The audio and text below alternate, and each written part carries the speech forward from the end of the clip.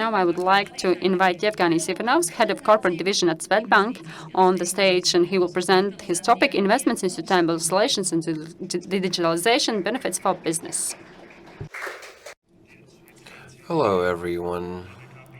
Hello, dear members of the Employers Consideration and Sustainability enthusiasts and all people listening here and online. We've heard a lot about employees, about data and how important they are. And one of the foreign speakers said, you can't manage it if you can't measure it. And entrepreneurs in their operations can analyze their operations from 3 points of view from the CSRD perspective. So you can measure what is the effect of a company, the risks and opportunities, or impact, risk and opportunities. And in the years, we've seen a lot of companies investing in their development, improving their productivity and competitiveness, which is important, but also to find solutions to the problem that we've heard a lot of today, the lack of employees, the lack of employee development, improvement, and of course this has to be done, and of course digitalization and effectivization is one of the ways to reach this. So maybe I won't be talking about the effect on the environment too much. So how our actions impact CO2 emissions and the environment, I think we've learned that already and we're measuring that already. So I'll be talking about a different kind of impact. So businesses work in a broad system, which of course impacts them and they impact the system. And in each field of impact, makes the company capable of sustainably existing. And today you, as people present and on the other side of the screen with your interest in the topic, are proving that you are thinking of long-term sustainable development of your companies. So these places of impact is the working environment. So in our companies, we see that a modern, pleasant working environment and clear processes increase our productivity and raise the loyalty of employees. And that's what we hear with our companies. So this fight for employees is becoming ever so intense. And the statistics of the global workforce show that this fight will be ongoing. So taking care of your working environment is crucial for you. And cooperation partners, which is another impact sphere we have, mostly we tend to choose trustworthy supply chain participants. So if we only think locally and only of ourselves, we have to know that we are part of the supply chain. And sooner than later, we will have questions posed on our supply chains.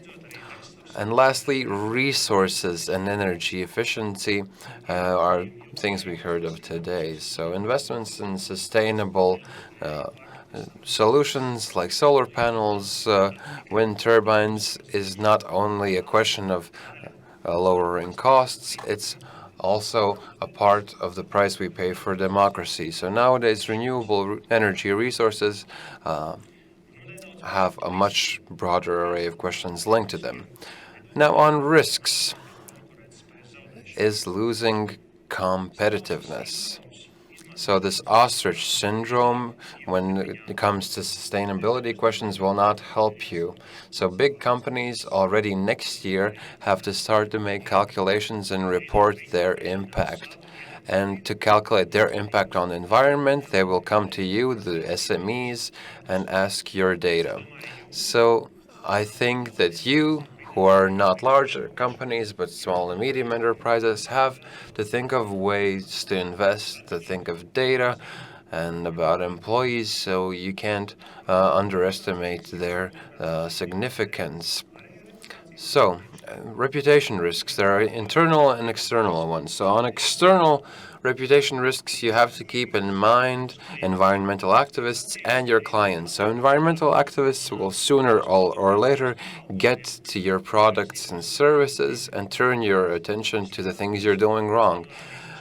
And what would be worse is if the clients point this out. And of course, they will point this out with their agreements and their wallets. And with internal reputation risks, we can see risks of lowering reputation and losing employees. So that's why internal reputation is important. And the financial system is currently a companion that you have to learn with, and you have to want to learn. And sooner or later, we will see the consequences of not having financial resources available or just them becoming more expensive. So people who will want to invest and change their business model from a non-sustainable old one to a new one. So the banks and the financial sector is the one who will aid you in making this transformation a reality. Speaking of opportunities, there are also people on the forefront that give opportunities. And so these investments make things cheaper, so make you more productive, have better requirements for gaining funding. So these are the main gains if you choose to be at the forefront of innovation. There are companies that know both of these risks and opportunities. And in the last year, 2023, conducted a survey in our clients in all 3 Baltic states. And data show that around half of the people surveyed see that the most important sustainability process reason is to make their clients happier. And of course, to be more competitive in export markets. So the companies that work in export markets see this demand from their cooperation partners. What's interesting, if we look at Estonia, there are some things that are different from Latvia and Lithuania. So the first thing is that after these 2 priorities that we have in common, put a large focus on cost cutting or cost decreasing. So in the long run, they see large opportunities of decreasing their expenses. And another thing that I think is important is that Estonians see societal benefits as more important than we do. And here we've heard a lot about the individuality of Latvians, but we should probably think that together we can reach higher goals. And if everybody is doing better, the society as a whole will do better. On long-term choices and investments, we have an example from Kurzema, a metalworking company which is in the local and global market with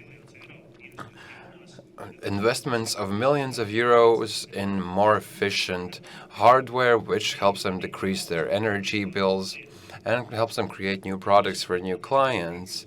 And they had the courage to look at investments from a medium enterprise point of view. Another example is the office building Elemental, which invested quite a lot initially in energy efficient pillars. So that means that they have pillars that generate electricity from geothermal energy, and so they could provide 70% of their energy costs by that. Of course, it's expensive at first, but there is a good return. And lastly, we have Danish Agro Cooperative, which was the first company in the Baltics which wanted to get funding, which is linked to sustainability goals, which require that they reach certain goals that they have set out for themselves, and this funding is linked to their results. So if they reach their goals, their funding will become cheaper. If they do not reach these goals, the funding will become more expensive. And this sort of practice, I think, going forward will be more and more popular, that your funding will be interlinked with your sustainable thinking.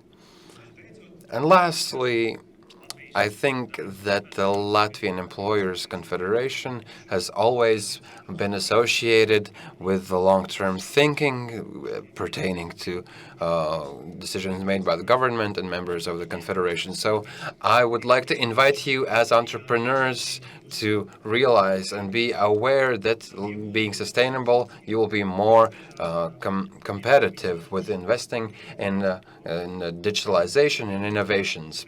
And not because there's a directive which makes you do it, but because you know that this is inevitable and you think it is important and it will allow you to save costs in your company. And the financial industry will be a companion in this path. Thank you.